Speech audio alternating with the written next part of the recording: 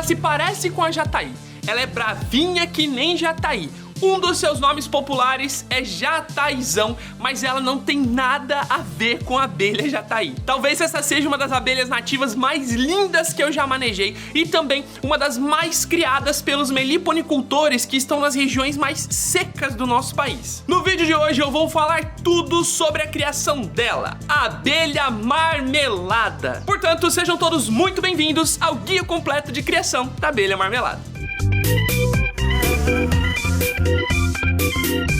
Ó, tem uma coisa importante pra dizer pra vocês antes de falar da marmelada. Se você tá gostando desse estilo de conteúdo aqui do canal Abelhando Mundo Afora, enciclopédia das abelhas nativas sem ferrão, onde a gente traz em alguns vídeos como esse daqui, como o da jataí ou da mirim trooriana, algumas informações, né, um guia da criação de algumas das espécies mais conhecidas e criadas de abelhas nativas do Brasil. Eu vou pedir pra você deixar o seu like nesse vídeo, reconhecer o nosso trabalho, se inscrever no canal pra acompanhar os próximos vídeos dessa enciclopédia, porque sim, são muitas abelhas nativas sem ferrão e serão também muitos vídeos bacanas aqui pra vocês. Lembrando, aproveitem pra assistir enquanto eles estão disponíveis aqui no canal, beleza? Pode ser que esses vídeos se tornem conteúdos exclusivos dos nossos alunos abelhudos. Combinado? Curtiu? Se inscreveu pra acompanhar todos eles? Então bora pro conteúdo!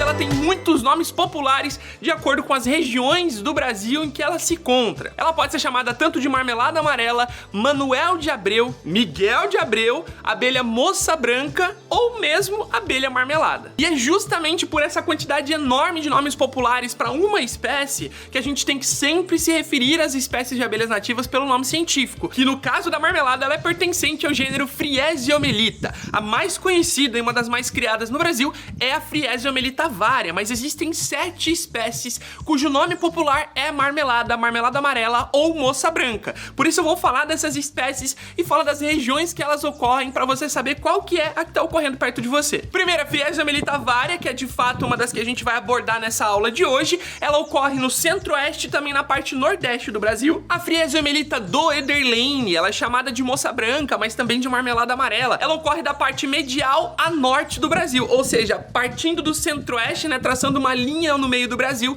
toda essa parte de cima é uma região grande de ocorrência da moça branca ou marmelada amarela, Friesiomyelita doederlane. Além dessas duas, a gente tem a Friesiomyelita trichocerata, Friesiomyelita portoi e Friesiomyelita flavicornis, as três ocorrendo no Amazonas e também no Pará, a região norte do Brasil. A Friesiomyelita longips, que ocorre no Amazonas, no Pará e também no Mato Grosso. E por fim, a Friesiomyelita francoi, que ocorre exclusivamente na região nordeste do Brasil. Todas essas que eu disse são chamadas popularmente de marmelada amarela, mas como elas têm algumas pequenas diferenças nas suas criações, a gente vai se aprofundar em duas principais espécies aqui nessa aula de hoje, que é a Friesiomyelita varia e a Friesiomyelita doederlane, que são as duas mais difundidas e uma das mais criadas no Brasil racionalmente pelos meliponicultores. Combinado? Mas vale lembrar que os métodos de criação, comportamento e características entre essas 7 espécies que a gente citou, por pertencerem ao mesmo gênero, são muito parecidos e você pode utilizar como base as informações que a gente vai falar nesse vídeo de hoje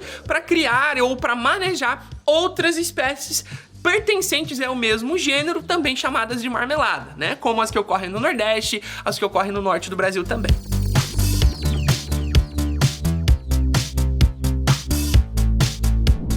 Ela pertence à grande ordem dos himenópteros. Os himenópteros, eles compõem então as vespas, as formigas, as abelhas, tanto as solitárias quanto as eusociais, as com ferrão, as sem ferrão. Tem uma grande ordem que engloba todos esses grandes grupos de insetos. Dentro da ordem himenóptera, a marmelada pertence à família Apidae. A família Apidae é a grande família das abelhas. Nessa família a gente tem as solitárias, as mamangavas, as abelhas com ferrão tradicionais, que são as europeias, e as abelhas nativas sem ferrão também. Dentro da família Apidae, a gente tem a subfamília Apni, que é onde está inserida a abelha marmelada. Nessa subfamília estão apenas as abelhas corbiculadas, as abelhas que têm essa estrutura no terceiro par de pernas, que é justamente onde é transportado o pólen das abelhas nativas sem ferrão. Dentro da subfamília Apni, a gente tem a tribo das abelhas nativas, cuja qual está a marmelada, a tribo Meliponini. Ela engloba todas as abelhas nativas brasileiras e também as abelhas nativas estrangeiras que ocorrem em toda essa faixa pantropical que você está vendo aí. Depois da tribo, a gente vem com o gênero. O gênero das marmeladas é o gênero Friesiomelita, que é o gênero que compõe todas aquelas espécies que a gente citou como sendo marmeladas, né, que tem o nome popular de marmeladas,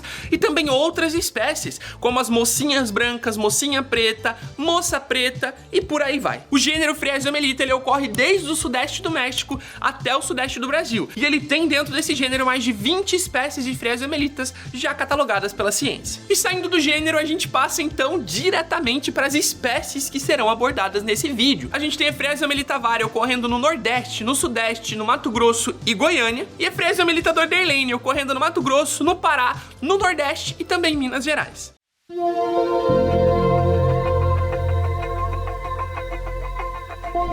A marmelada, ela é considerada dentro do grande grupo das abelhas nativas sem ferrão como uma abelha de médio porte. Ela mede em torno de 6 a 8 milímetros de comprimento. É uma abelha esguia, ou seja, ela é magrinha, muito semelhante à abelha jataí, por exemplo. Se a gente colocar as duas fotos aí, uma do lado da outra, dá realmente para confundir a marmelada com a jataí, só que o que difere bastante as duas é esse tamanho corporal maior da marmelada. A marmelada, ela chega a ser 2, 3, até 4 vezes maior do que uma abelha jataí. Além disso, ela possui essa manchinha branca no fim da asa que diferencia, que classifica todas as Friesiomelitas, né? Então todas as espécies do gênero Friesiomelita vão ter essa manchinha branca característica desse gênero no finalzinho da asa, o que já dá pra diferenciar bem elas da abelha jataí. Por ser esguia, magrinha como a jataí, a marmelada ela está incluída nesse grande grupo popular das abelhas trigoniformes, que são essas abelhas que têm formato de trigona. Em voo, o abdômen ele fica reto, as pernas traseiras elas ficam pendidas, né? Ficam bem espaçadas, bem longe do abdômen, e a cabeça e o tórax ficam suspensos aqui junto com o abdômen, formando esse formato bonito da jataí voando que vocês estão vendo aí, né? Então tem um formato de um mosquitinho, basicamente falando. E é justamente essa característica que faz com que a marmelada esteja presente aí no gênero das trigoniformes, essas abelhas que são mais esguias, mais magrinhas e tem formato de trigona. As duas espécies de marmeladas que a gente vai falar nesse vídeo, elas têm características muito semelhantes. A coloração corporal dela é predominantemente clara, amarelada. Ela tem as asas amarronzada e também no fim das asas, as duas tem essas manchinhas brancas, quase uma bordinha branca, parece que foi pintada a bordinha das asas delas. O corpo de ambas é esguio e elas têm os olhos esverdeados. Mas Gabriel, como é que eu vou fazer para saber a diferença entre a doederlane e a varia, essas duas que a gente está aprendendo hoje? Então vamos lá, vou te explicar agora as diferenças morfológicas entre as duas espécies de marmelada amarela que a gente está falando aqui nesse vídeo. Começando com a Friesiomelita varia, que é essa espécie que você tá vendo aí.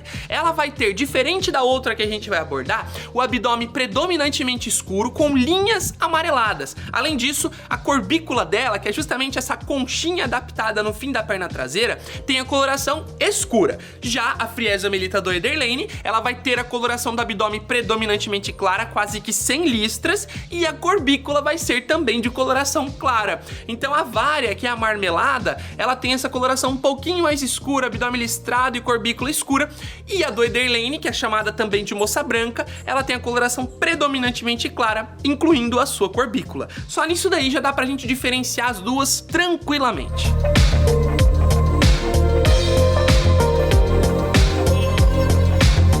O ninho das Friesiomelita talvez seja uma das estruturas que mais diferencia elas das outras espécies de abelhas nativas sem ferrão que a gente já falou aqui nessa enciclopédia. É muito diferente do ninho tradicional das abelhas nativas, que tem a construção das células em discos de cria, que tem a deposição dos potes de alimento na região da melgueira, os potes de mel e pólen têm o mesmo tamanho, o mesmo formato. Não, a marmelada e a moça branca, essas duas que a gente tá falando aqui, elas têm uma conformação de ninho, de construção completamente diferente, o que torna essas espécies incríveis de serem criadas em meliponários, para a gente poder acompanhar essas diferenças, essas características únicas do gênero Friesiomelita. Começando pelo pito de entrada, o pito de entrada das Friesiomelita, ele é composto por uma deposição de pequenas bolinhas de resina, formando esse formato de pito aí que parece uma montanha de pequenas bolinhas de resina com um pequeno orifício central. Vale lembrar que o pito de entrada das Friesiomelita, ele permite a passagem de uma abelha por vez. É natural das colônias de Friesiomelita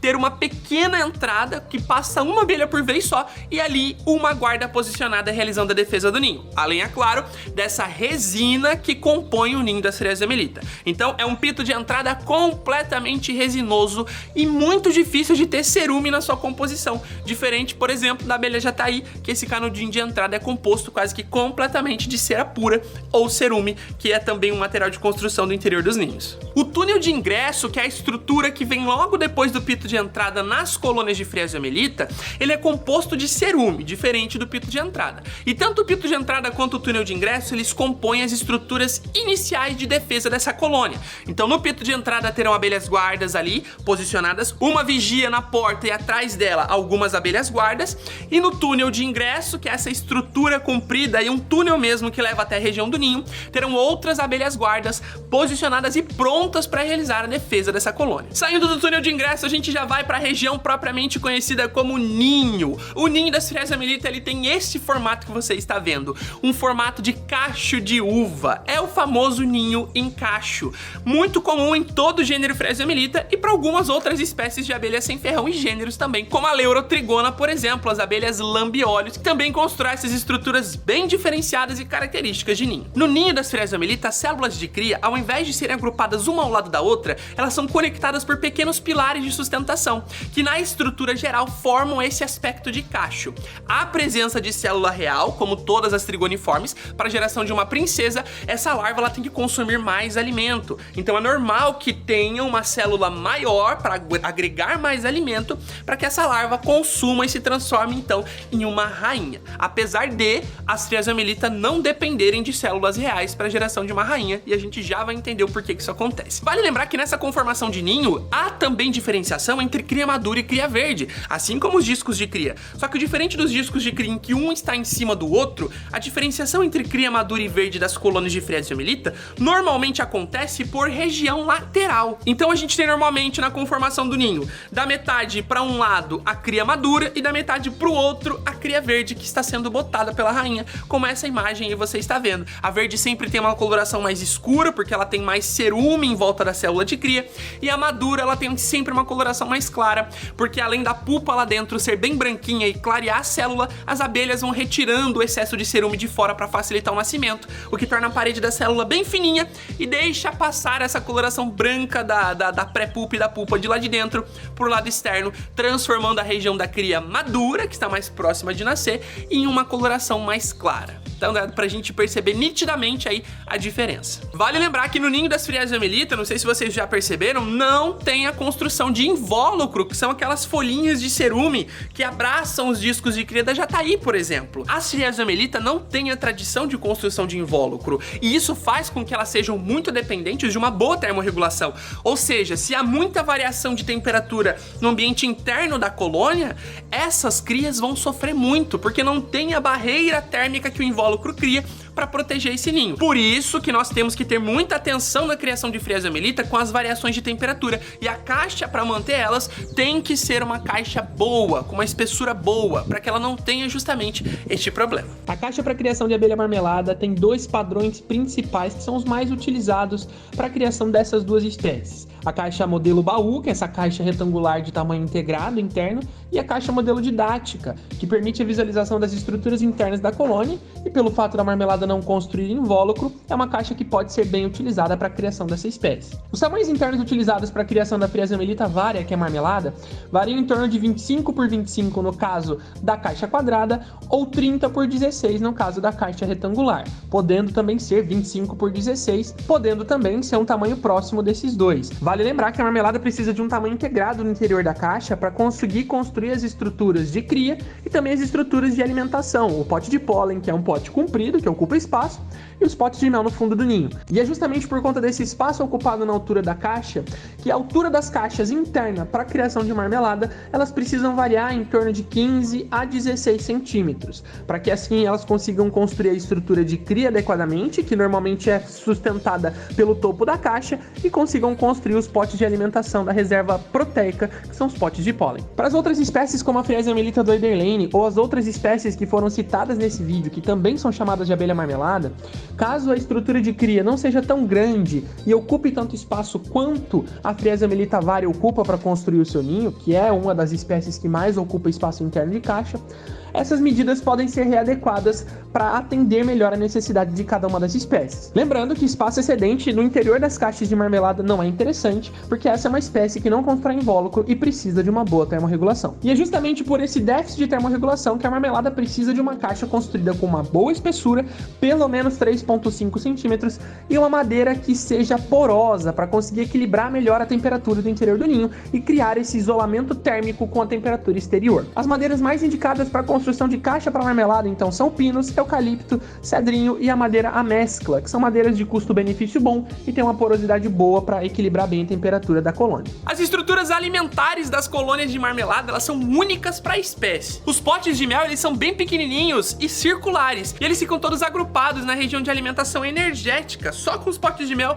normalmente no fundo do ninho. Já os potes de pólen, eles são grandes e cilíndricos, eles são compridos e ficam alocados normalmente nas paredes laterais, de pé, em posição de pé, assim mesmo, como vocês estão vendo na imagem, nas colônias de Friesia melita. Além dessas estruturas, os ninhos de Friesia melita, eles podem ter um batume muito resinoso, que é uma estrutura usada para vedação das frestas da colônia, e normalmente sempre tem um depósito de resina nas colônias de Friesia melita, que é justamente a estrutura utilizada para defesa das colônias. Elas pegam um pouquinho dessa resina e grudam nos pelos dos invasores ou dos meliponicultores que vão fazer manejo nelas.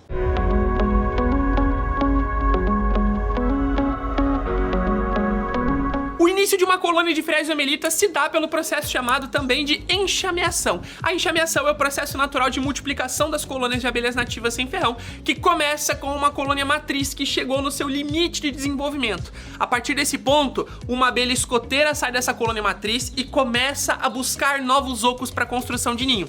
Quando ela encontra, ela retorna à colônia matriz e começa então o preparo desse oco. Algumas abelhas vão levando material da colônia mãe, como cera, alimentação, nesse vai e volta durante alguns dias até que as estruturas iniciais desse novo oco estejam prontas, que são alguns potes de alimento para armazenamento dessa alimentação inicial e também a estrutura base que vai servir aí como construção das primeiras células de cria. Tendo montado esse espaço, vai uma princesa junto com um grupo de operárias, uma revoada, para ocupar de fato permanentemente essa colônia nova. Lá, elas vão começar a alimentar essa princesa com um alimento super proteico para que ela desenvolva essas estruturas reprodutivas. Desenvolvido, ela começa a dispersar feromônio de reprodução, atraindo então os machos da região para próximo da colônia, para que eles aguardem o momento que ela vai sair para realizar o voo nupcial. No momento que ela sai, que ela já está pronta e os machos também estão aguardando, ela vai ser copulada por um ou alguns machos e vai retornar para a colônia para continuar o processo de fisogastria, que é o desenvolvimento daquele bundão da rainha, aquele abdômen grandão. Do momento da cópula até ela estar pronta para botar o primeiro ovo é em torno de 5 a 7 dias. Pronta para botar, ela vai iniciar então a postura nas primeiras células e essa então vai ser uma colônia propriamente dita de Friesia melita. A enxameação é a principal forma de reprodução do gênero Friesia melita. Então, assim como as jataís, elas também realizam esse processo de multiplicação natural quando o espaço que elas têm já chegou no limite de ocupação e não tem mais espaço para crescer o ninho. E vale lembrar que o regime de desenvolvimento das espécies de Friesia melita que a gente está falando aqui nesse vídeo, ele vai acompanhar o regime de chuvas das regiões secas. Afinal, em regiões mais secas do Brasil, como o Cerrado e a Caatinga, as estações do ano elas não têm muita influência sobre o clima e a reprodução das plantas. O que tem mais influência nessas regiões é o ciclo de chuva. E normalmente tem um período de chuva e o período de seca, tanto no Cerrado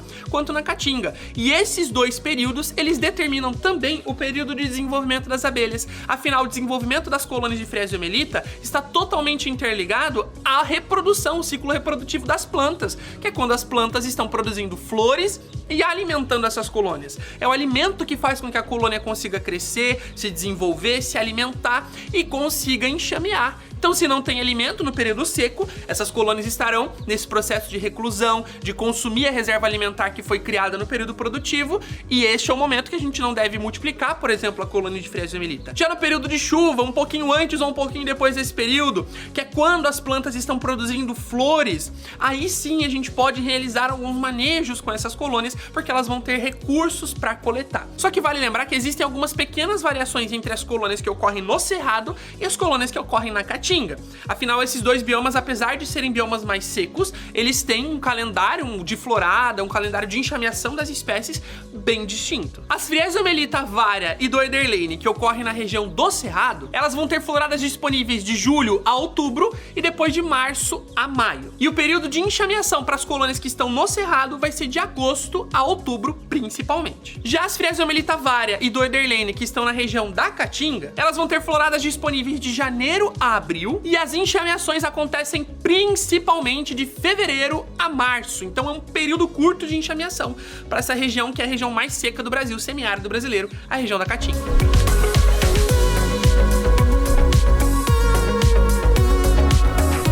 As colônias de Friesiomelita seguem uma organização padrão das colônias de insetos eusociais, principalmente se tratando das colônias de abelhas nativas sem ferrão. Nessas colônias existem a divisão de 3 principais castas. Começando com os zangões, eles são em menor número e normalmente nas colônias de Friesiomelita eles são produzidos em períodos específicos, que são justamente os períodos de reprodução das colônias. Os zangões nas colônias de Friesiomelita, assim como nas outras espécies de abelhas nativas, eles surgem a partir de ovos que não foram fecundados, ovos haploides. Esses ovos, eles são como se fossem uma partenogênese, né? Como se fosse um clone perfeito da abelha que botou, que pode ser tanto a rainha quanto as operárias da colônia. Os machos de Friesiomelita, assim como as outras abelhas sem ferrão, realizam poucos trabalhos internos na colônia. Eles podem ser responsáveis pela coleta de um pouco de lixo, levar o lixo para fora, limpeza da colônia, alguma manipulação de algum material, mas muito menos quando comparado às operárias. Então, a principal função dos machos na Friesiomelita e também nas outras abelhas sem ferrão é principalmente a função reprodutiva. Saindo da casta dos zangões dos machos, a gente vem para a casta real, que é composta pelas rainhas virgens, as chamadas de princesas, e as rainhas fisogástricas, que são as rainhas propriamente ditas que tem aquele abdômen grandão. Nas colônias de Friesiomelita, existe apenas uma abelha responsável pelo comando do ninho, ou seja, somente tem uma rainha. Em alguns momentos, pode ter uma princesa convivendo junto com a rainha, mas sempre vai ter apenas uma rainha dominante. Essa princesa, que convive alguns períodos com a rainha, é uma princesa que foi eleita para uma enxameação ou uma princesa que foi gerada para ocupar o lugar de uma rainha já mais velha nessa colônia e que no período enquanto isso não acontece, ela pode conviver ali por alguns dias ou algumas semanas com a rainha fisogástrica, mas se comportando como uma operária jovem que é alimentada, não trabalha muito pela colônia e também não ocupa o lugar de dominância da rainha fisogástrica. As rainhas, tanto as princesas quanto as rainhas fisogástricas, elas são geradas nas colônias de Friesiomelita por células reais. Como eu comentei com vocês, por ser uma trigoniforme, a Friesiomelita ela necessita da célula real para a geração de uma rainha. Afinal, as larvas que consomem mais alimentos são justamente as larvas que vão se tornar rainhas. E uma larva, para gerar uma rainha, ela precisa consumir até 5, 6 vezes mais alimento do que uma larva comum. Então a célula ela precisa ser grande para que a larva consiga consumir alimentação na quantidade adequada para se transformar em uma rainha. As rainhas das colônias de Friesiomelita, elas vão comandar as atividades do ninho, então todas as funções das operárias, elas vão ser comandadas e gerenciadas pela rainha, e elas também são responsáveis unicamente pela reprodução dessa colônia, botando os ovos que darão origem às operárias, que são os ovos fecundados, os chamados de diploides. Saindo da casta real, a gente tem a casta das obreiras, as trabalhadoras, as operárias da colônia. Na minha opinião, a casta mais importante de todas. As operárias, elas são a casta mais numerosa do ninho. No caso das Friesiomelita, a gente tem ninhos que tem entre 500 e 1000 operárias adultas trabalhando ativamente pela colônia. Então, comparado a outras trigoniformes, é um número até que mais reduzido de quantidade de operárias. Elas são responsáveis por todo o trabalho de construção, manutenção, defesa, aprimoramento e auxílio no comando dos ninhos de Friesiomelita. E no caso dessas espécies desse gênero, elas não têm subcastas especiais, como é o caso da jataí, que tem aquela operária aprimorada, né, para se tornar uma guarda, que tem a cabeça maior, que consegue realizar a defesa. Nas Friesiomelita não. Existe apenas uma casta de operárias e elas têm todas as mesmas características morfológicas. Só que durante, é claro, esse tempo de vida delas, elas vão assumindo funções diferentes na colônia, assim como acontece para a jataí. E por falar em funções, vamos entender agora quais são as divisões de trabalho, então, da vida de uma operária dentro das colônias de Friesiomelita. A divisão de trabalho de uma operária de Friesiomelita, ela é diferente de acordo com o tempo de vida dessa operária. E essas divisões de trabalho, elas acontecem de uma forma para a primeira metade da vida dessa operária e de outra forma para a segunda metade da vida dessa operária. As operárias de Frezia Melita, elas duram em torno de 30, 35, podem chegar a 40 dias de vida. Então, nos primeiros 20 dias de vida dessa operária, ela é considerada uma operária jovem, ainda pouco experiente. Então, ela vai realizar principalmente trabalhos no interior dessa colônia, como, por exemplo, abelha nutriz, responsável por alimentação das colônias das abelhas que estão nascendo, deposição de alimento nas células de cria, abelha construtora, responsável por construir as células de cria. Então, nesses primeiros momentos de vida, ela vai ficar na região interna do ninho, protegida junto com outras operárias jovens. Depois que ela vai adquirindo um pouco mais de experiência, ainda na metade da vida dela, na primeira metade, ela começa a realizar então a construção de outras estruturas que ficam mais externas à região do ninho, como por exemplo, os potes de mel e potes de pólen. Então ela é uma abelha construtora já mais experiente e fica nas periferias do ninho dessa colônia. A partir da segunda metade de vida, ela já é considerada uma operária experiente e começa a realizar trabalhos mais arriscados, como a guarda do ninho, que é feita no pito de entrada e no túnel de ingresso, a coleta de alimento, que são chamadas as abelhas campeiras, que saem para forragear no campo, trazendo néctar, pólen e resinas para a construção desse ninho, ou a abelha escoteira, que sai em busca de novos locais para a construção de novos ninhos.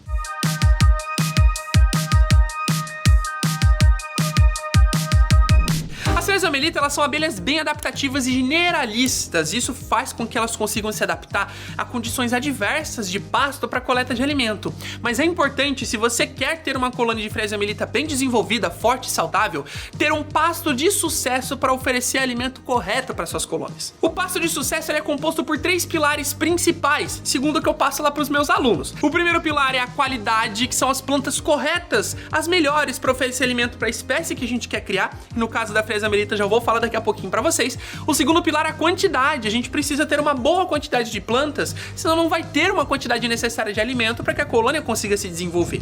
E a quantidade média de plantas por colônia gira em torno de 50 plantas, desde as menorzinhas até as plantas de grande porte, como as árvores. E por último, mas não menos importante, o terceiro pilar é o pilar da acessibilidade. Além de ter um pasto bom, de qualidade, em uma boa quantidade, essas plantas precisam estar dentro do raio de voo das colônias que a gente mantém. No caso da Frezia Melita, ela alcança em torno de 800 a 900 metros a partir do meliponário para coleta de alimento. Então as plantas que a gente vai oferecer alimento para as nossas colônias de Frezia Melita tem que estar dentro desse raio de voo delas, senão elas não conseguirão acessar e não conseguirão aproveitar desse alimento. Sabendo disso, eu vou falar aqui agora as melhores plantas para você plantar e oferecer alimento de qualidade, que as suas Frezia Melitas vão enlouquecer porque vão visitar muito. São de fato as melhores plantas para Frezia Melita. Mas para não ficar tão longo e extenso essa parte das plantas, eu separei os grupos, as famílias botânicas que foram mais visitadas pelas Frezia Melita e algumas espécies dessas famílias para servir como exemplo para vocês buscarem outras plantas pertencentes a esse grupo, que consequentemente vão ser também plantas visitadas por essas espécies de abelha. Primeira família botânica é a família das Arecáceae. Ela é composta pelas palmeiras e pelos coqueiros. O principal recurso floral oferecido por essa família para as Frezia Melitas é o pólen, e grande parte do pólen, que é armazenado em grande quantidade nas colônias de Frezia Melita, ele tem como origem as palmeiras e os coqueiros, justamente as plantas da família Arecáceae. Portanto, são plantas muito importantes para quem quer ter Frezia Melita bem desenvolvida por perto. Depois a gente vem com a família das Asteráceae, com plantas como aça-peixe, o picão preto e picão branco e o boldo baiano, como sendo plantas boas para oferecer principalmente néctar para a Frezia Melita. A família das Clusiaceae foi uma família muito visitada, além da família Euphorbiaceae, a família Fabaceae, com plantas como a pata de vaca, a crotalária, a leucena. No caso da leucena, a gente tem que ter cuidado que é uma planta invasora, então tenha invasos bem controlado. O flamboyant, entre outras plantas do mesmo grupo. Além dessas, também recebeu visita de Frezia Melita as plantas da família Malfiliaceae e as plantas da família Solanaceae, como por exemplo o tomateiro, onde as Frezia Melita visitaram e além de realizar a polinização, também aproveitaram o pólen do tomate. Por último, mas não menos importante, a gente vem com a família das Myrtaceae, como a pitanga, o araçá e a goiabeira, sendo uma família muito visitada também pela Frezia Melita. E além dessas famílias botânicas, a gente teve outras plantas que foram também muito visitadas pela Frezia Melita em algumas pesquisas científicas. Plantas como o genipapo, o pequi, a florada do milho também foi bem aproveitada, o oiti, a mandioqueira miúda, entre muitas outras plantas. E quando o assunto é alimentação suplementar artificial, as Fresia-Melita elas têm uma característica específica. No caso do alimento energético, que seria o xarope de água com açúcar, em pesquisas as colônias de Fresia-Melita tiveram preferência e tiveram um resultado melhor de desenvolvimento quando foi oferecido mel, tanto mel de apis quanto mel de abelhas nativas sem ferrão, diluído com um pouquinho de água na sua alimentação energética. Então se você tem uma colônia de Fresia-Melita que precisa ser suplementada, é preferível que você ofereça mel diluído em água do que oferecer xarope de água e açúcar. Os resultados foram melhores nas pesquisas. A quantidade de xarope ou de suplemento energético que você oferece para sua colônia, ela vai de encontro com a quantidade que cabe dentro dos potes de alimento da Fresia-Melita. O que eu aconselho aos alunos é sempre oferecer uma quantidade de alimento energético que é o equivalente a 3 ou 4 potes de alimento energético da colônia que a gente está suplementando. Então você vai pegar a quantidade de 4 potinhos de mel e vai oferecer uma quantidade equivalente de mel diluído no pote de alimentação energética em um momento de suplementação. E no caso da alimentação suplementar proteica para Fresia-Melita, o mais aconselhado é a utilização da papinha proteica, que em testes com o bombom foi mais aceita quando comparado ao bombom de pólen por ter um pólen floral um pouco mais cru que precisa ser aproveitado. Mas o bombom também pode funcionar no caso de suplementação. Lembrando, o reforço alimentar ele é encarado e tem que ser encarado como uma suplementação oferecida em momentos de necessidade para as colônias. E apenas isso. A Fresia-Melita é uma abelha que consegue se desenvolver muito bem por conta própria. Então encare essa alimentação energética, alimentação proteica, como um suplemento em um momento de necessidade de enfraquecimento da colônia ou em um momento de baixa florada no ambiente.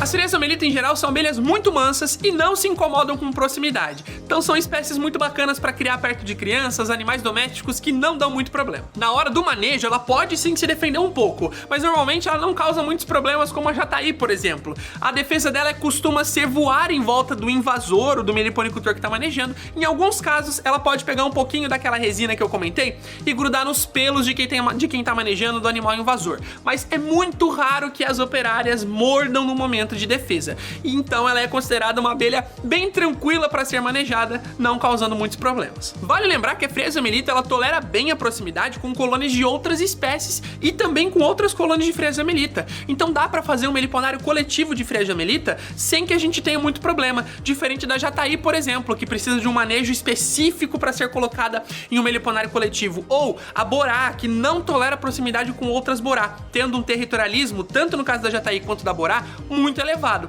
A Fresia-Melita não tem isso, então a gente consegue, com manejos corretos, é claro, não fazendo de qualquer jeito, manter uma colônia próxima da outra no meliponário sem muitos problemas. E é justamente por essa característica que ela é considerada uma boa espécie para manter, por exemplo, em meliponários coletivos. E quando o assunto é nidificação, a Fresia-Melita ela tem um comportamento de preferir nidificar em ocos de árvores em meios rurais ou naturais. Mas eu já vi relatos de Fresia-Melita nidificando em ambiente urbano também. Ela normalmente utiliza os blocos de muro, né, de construções de alvenaria, esse bloco de concreto que tem os 3 compartimentos, para construir o seu ninho. Mas pode aproveitar também de ocos dentro de alicerces de construção, caixas de luz, caixas de correio, e o que é muito comum, que eu vejo muitos alunos relatando, alunos que trabalham com rede de internet, naquelas caixas de distribuição de fibra ótica, normalmente tem muita Fresia-Melita nidificando. Então ela também é uma abelha muito adaptativa, que tem chegado cada vez mais perto da civilização para buscar locais para construir seus ninhos. E isso significa que você consegue também capturar uma Fresia-Melita estando em um centro urbano nas regiões de ocorrência dessas espécies.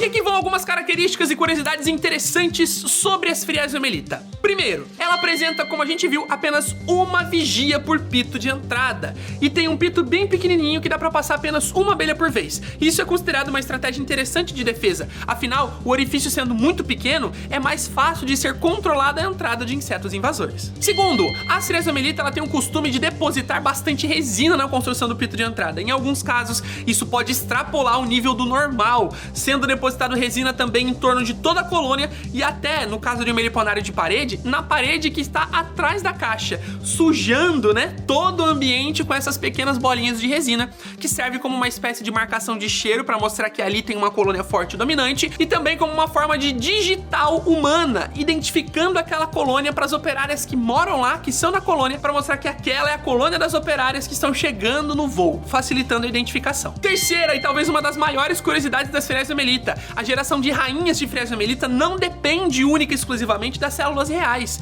Lembra que eu falei que as células reais, no caso das trigoniformes, são as que geram as rainhas por quantidade maior de alimento? Pois bem, as Fresia melitas deram um jeito de burlar o sistema. Elas constroem uma célula lateral, a célula que está sendo desenvolvida a rainha, e enche essa célula de alimento. Essa célula é interligada com a célula principal por um pequeno orifício, e elas ampliam a célula principal para que ali dentro caiba mais alimento, que vai ser passado dessa lateral para a principal, e que o ovo que está ali consuma mais alimento e se torne então uma rainha.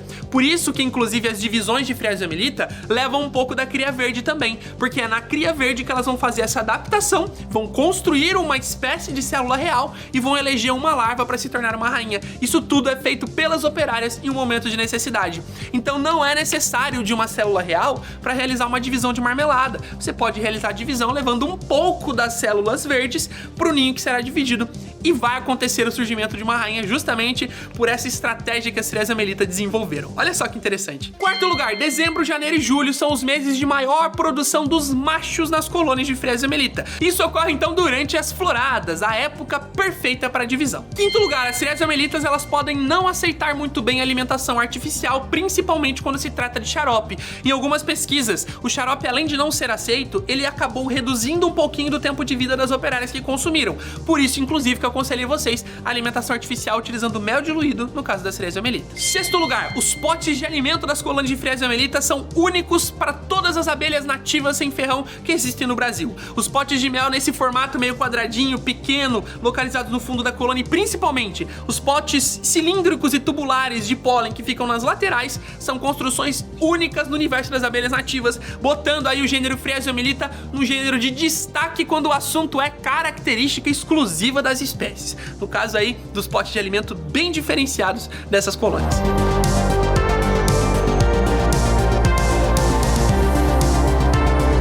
O mel das Fresia melita é uma característica única à parte, maravilhoso. Ele tem um sabor floral, ele é um mel muito viscoso, sendo que quando a gente pega na mão ele chega a formar aqueles fios de viscosidade, e ele tem um sabor, um toque levemente adocicado e muito floral, se tornando um mel extremamente aceito por qualquer pessoa que vai consumir, inclusive crianças. E essa aceitação toda acontece porque ele tem características muito semelhantes ao mel tradicionalmente conhecido e consumido pelos brasileiros, que é o mel da abelha com ferrão da Apis mellifera. Apesar de ser maior que a jataí, vale lembrar que a produtividade das colônias de Fresia melita é um pouco menor quando comparada à jataí. As colônias de Fresia melita produzem em torno de 500 a 600 ml de mel por colônia por ano, no caso de uma colônia bem desenvolvida e bem produtiva, em uma região que tem um pasto correto para essa produtividade. E esse mel não é especial só no sabor não, viu? Ele tem propriedades medicinais incríveis já testadas pela ciência, como por exemplo a ação antioxidante, anti-inflamatória, antibiótica, cicatrizante e imunoestimulante, além de estimulante do funcionamento geral, aí o funcionamento correto do nosso organismo.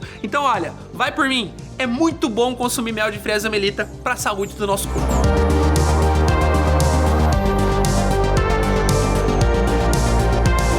As colônias de Fresia melita, assim como as colônias de muitas outras espécies de abelhas nativas sem ferrão, sofrem muito com alguns tipos de inimigos naturais. No caso específico das Fresia melita, o principal problema no desenvolvimento delas é justamente os agrotóxicos presentes na região de ocorrência mais comum dessa espécie, que é a região rural, e também os forídeos e o fumacê presente na região urbana, onde tem se encontrado cada vez mais colônias de Fresia melita nidificando. Nesses casos, é importante que a gente se atente ao calendário de aplicação tanto dos agrotóxicos quanto do fumacê para proteger a nossa colônia em um período de necessidade. A proteção contra a aplicação de venenos, ela é feita seguindo um manejo muito específico. Na noite anterior ao dia da aplicação, a gente fecha a entrada da colônia, mantém essa colônia fechada durante o dia da aplicação e vai abrir somente no dia seguinte. Assim, as operárias não têm contato com o veneno e a gente evita que a colônia seja contaminada por isso. Lembrando, se for fumacê e o carro do fumacê passar próximo de onde está a sua colônia na rua, é importante levar a colônia fechada para distante da aplicação, para que ela não tenha contato, mesmo que internamente dentro do ninho,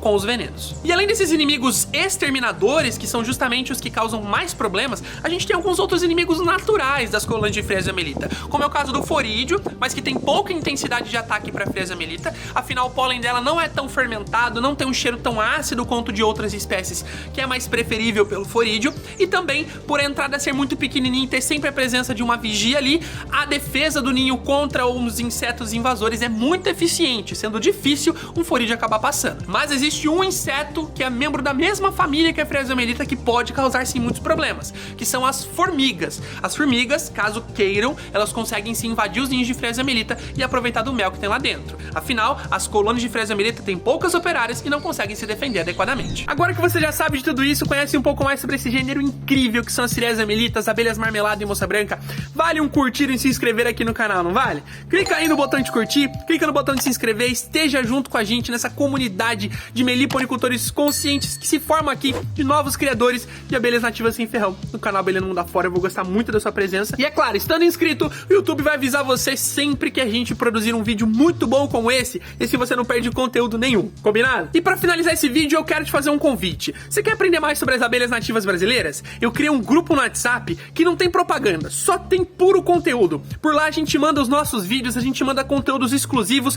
pros participantes. O nome desse grupo é o Clube das Abelhas. Se você quiser fazer parte do Clube das Abelhas, aprender mais sobre as abelhas diariamente, sem propaganda, sem venda de nada, clica no link que tá aqui embaixo desse vídeo, entra pro Clube da Abelha, que eu vou gostar de ter a sua presença lá dentro para te ensinar muito mais sobre esse universo maravilhoso das abelhas nativas brasileiras. Tendo dito isso, o que me resta dizer é muito obrigado pela participação de vocês nesse vídeo, eu espero que vocês tenham gostado e um grande abraço do maior abelhudo de todos. Te vejo no Clube da Abelha. Fui!